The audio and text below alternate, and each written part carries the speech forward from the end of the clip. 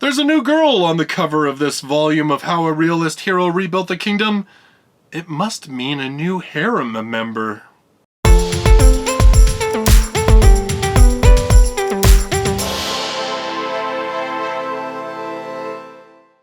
Hello everybody and welcome to another light novel review. I am Justus Stone, and on this channel I cover all things light novels, reviews like this one, as well as news, countdowns of the popular titles in Japan, and the light novel podcast is posted here as well. So if you love light novels or you're just starting to get involved in them, you should consider subscribing. In this video, I'm reviewing volume number 4 of Dojyomaru's light novel series, How a Realist Hero Rebuilt the Kingdom. This one is released in English by J Novel Club. If you want to pick up your own copy, I've got a link to Amazon in the description down below.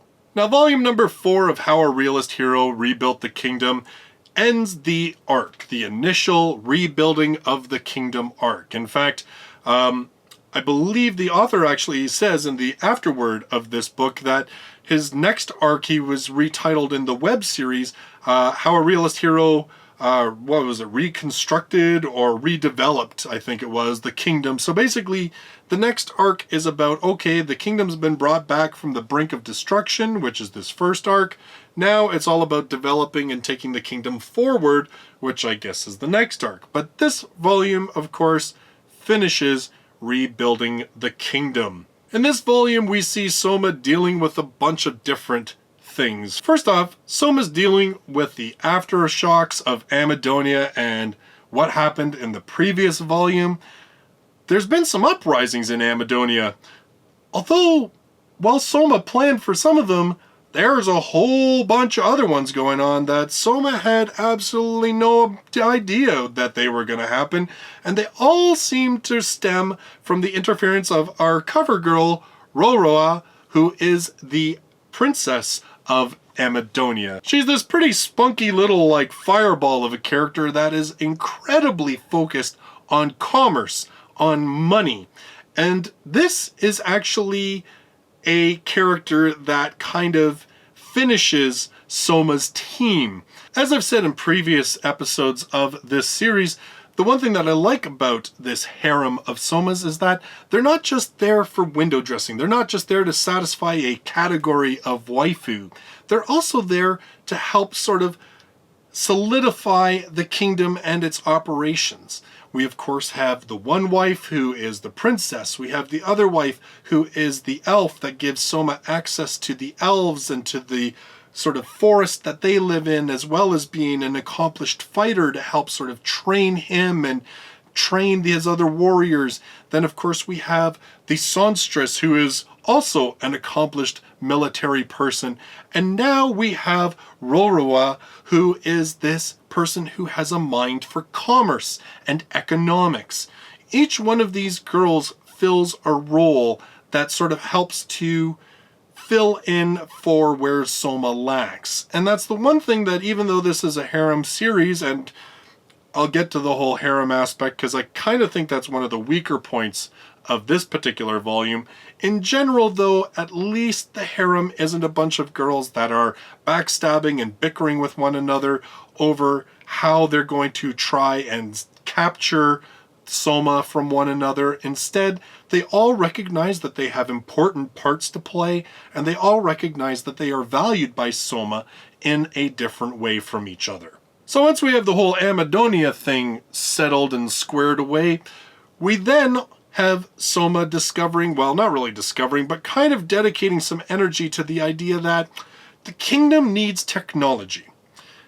The Empire, which he saw firsthand, their troops in the last volume, he realizes that the only way he's really going to ever stand toe-to-toe with the Empire is if he has some kind of technology that the Empire doesn't have. Some technologies that he can develop and then sell and have that as a consistent income that will make the kingdom wealthy. Other technologies that are flat out meant for warfare, flat out meant as a way to either deter or, well, conquer your opponents. And so we have part of this book dedicated to Soma seeking out an expert on technology. And just as a sort of weird aside, plain matchmaker. I don't know. Then we have Soma having to deal with one last sort of major crisis in the kingdom, and that is that the kingdom has been sheltering a large group of refugees.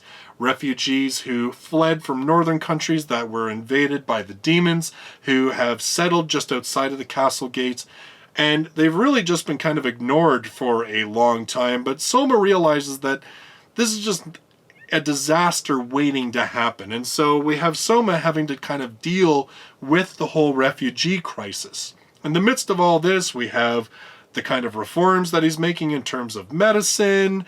And then we finally get the reveal of just why it was Soma was made king like that.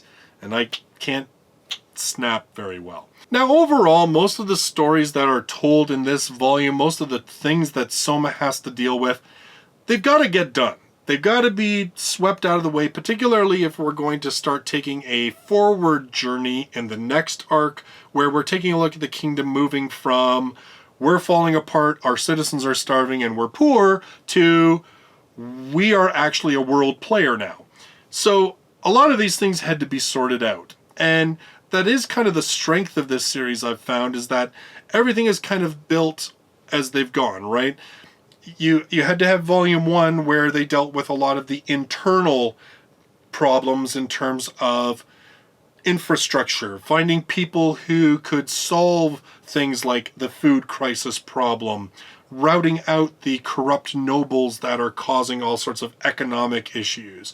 That was all in volume number 1. In volume number 2, of course, there was the civil unrest, and there was also, we had the whole invasion of Amadonia. And again, that made sense, that if Soma was making all these changes in volume number 1, of course that was going to lead to some bitterness and some issues that he was going to have to deal with. And with the second you have weakness and issues within your own borders, obviously the country that has apparently hated you for a very, very long time is going to look to take advantage. Volume number 3, of course, dealt with the whole diplomacy aspect, started to broaden the world, started to expand the horizons, showed Soma just what the Empire was capable of and what kind of power he was facing if he ever had to go toe-to-toe with the Empire. This volume kind of sees everything go full circle. We have Soma coming back to ELFRIEDEN and focusing on ELFRIEDEN problems. Yes, part of it is most definitely dealing with Amadonia, but the bulk of the book, and certainly the way that the book ends, is all about ELFRIEDEN, the kingdom that we started in, and it is Soma sort of finishing up these last problems so that he knows he has solidified his power and that he is going to be able to push forward. And so, even though this book, I would say, is the weakest of the 4 volumes I've read so far, I still understand where a lot of this stuff had to happen, and honestly, if the series continues at the pace and the expansion that we've seen in these 4 volumes, it wouldn't be believable if Soma hadn't dealt with these issues first. So it's a necessary book, I get that, but after you've had 3 really great volumes, this one just kind of feels like the pace is stalling a little bit. It kind of feels like the cleanup that you have to do after the party kind of thing. It's like, you know you got to do it, but it's not the funnest part of the whole shebang. The other thing that I think is a little bit of a weakness of this volume is that with the introduction of Roroa, we have a 4th member of the harem, and there's a lot of work on focusing on the harem itself and on the harem's dynamics, and there's a little bit of the, it's not fighting so much, but the somewhat playful competition to spend time with Soma, to go on a date with Soma. We have the harem kind of solidifying their position and pecking order with each other. Again, it's necessary because this is one of those series that has never played up the harem not getting along. So it really did kind of need to sort of set some ground rules about how the harem was going to operate, especially with, again, the rest of the series obviously focusing on the expansion of the kingdom and the growth of the kingdom. So again, it's something that makes sense. It's something that kind of has to happen. And Thankfully, it's not the hokiest harem type stuff that we see in a lot of light novels, but it does kind of make it feel like the pacing's a little different in this one. I would say that the comedic elements of a harem are played up a little bit more. Roroa is much more of a forward and feisty girl, and so we get a little bit more of that. You know, she says slightly more daring things than some of the other girls and has no qualms about latching on to Soma and calling him darling and stuff like that.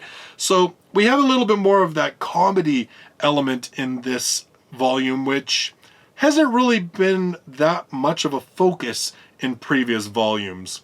Also, some of the ways that things get worked out, just, I don't know, the whole technology aspect thing, I think that could have been handled a lot better, to be honest. Even though the groundwork has been laid for that for a while, it still kind of felt like it was kind of hokey, to be honest. Especially when we then have him having to deal with this whole refugee crisis, and we see the more serious Soma, the more we have to cut the niceties right now and we need to face realities kind of Soma. It just kind of made the volume feel a little weird because there was these different tones that just didn't quite seem to mesh as well as they have in other volumes. Finally, we have the big reveal at the end of the book in terms of why the king handed over the keys to the kingdom to Soma with meeting him, within just a couple of minutes. It's been sort of a weird thing since the very beginning of the book, and we finally have our answer in this volume. And while I don't want to dive into it because I do my best not to spoil things, I kind of will say that I was a bit of a mixed feeling on the whole thing. On the one hand, I kind of felt like it made it a little too easy. But when I sat there and I thought about possibly the ramifications of that, I thought, well, this also opens up some possibilities of other stories, or this series going some very interesting places. So in some ways I like it, and at the same time I'm kind of like, it was a little bit to me, I guess, of a letdown maybe. I don't know. I'd be interested, for those of you who have read this volume and know what I'm talking about, leave gaps so there's spoiler space for those who don't know. But I'm kind of curious what your feeling on was with the whole reveal of this. Because like I said, on the one hand I was like, well, it didn't seem as big a deal as I thought it was going to be. But on the other hand, it certainly, to me, opens up possibilities. Particularly like alternate timelines and how alternate timelines could potentially influence current timelines, and I'm not going to say much more than that. But in any case, like I said, I am very kind of divided in my feeling of the reveal of why Soma was made king. So I'm kind of curious what your thoughts are. I know we're going to be talking about this at length, I imagine, during the light novel podcast on this, because we go spoilers gung-ho on that. So, but to you, the audience, if you want to comment on this one, or you can wait till the light novel podcast and comment there. But like I said, I'm just curious how everybody else kind of felt about this one. And definitely I'm going to put that question to the guys in the podcast as well, because I'm just, like I said, I'm just kind of curious because my own feeling was, I don't know how I feel kind of weird about this. Anyway, so volume number 4 of How a Realist Hero Rebuilt the Kingdom.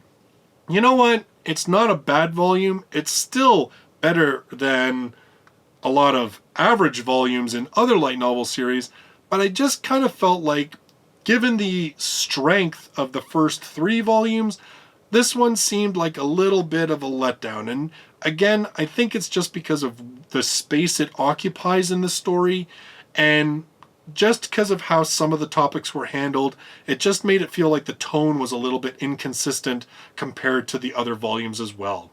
But that said, it leaves us in a really good place, and I'm very, very curious and looking forward to seeing what happens in the series moving forward. So I've blazed through 3 fantasy novels, and so I'm thinking that for my next read I'm going to move it up a little bit to the modern world and continue on with a series that I have actually managed to keep up with. And so my next review is going to be Otori Monogatari, which is the latest, of course, in the Monogatari series. I've really been enjoying this series, in particular the last couple of volumes that Araragi wasn't the narrator, and as I understand it, he's not the narrator of this one either, so I'm kind of curious to see how this one turns out. So that's going to be my next review. So if you're brand new to the channel and you love light novels, or you're just getting into them, you should subscribe. I do reviews like this, I do news, countdowns of popular titles in Japan, and the Light Novel Podcast gets posted here as well. Thank you so much for joining me in this video. I'll look forward to seeing you in the next one. Till then, bye-bye for now.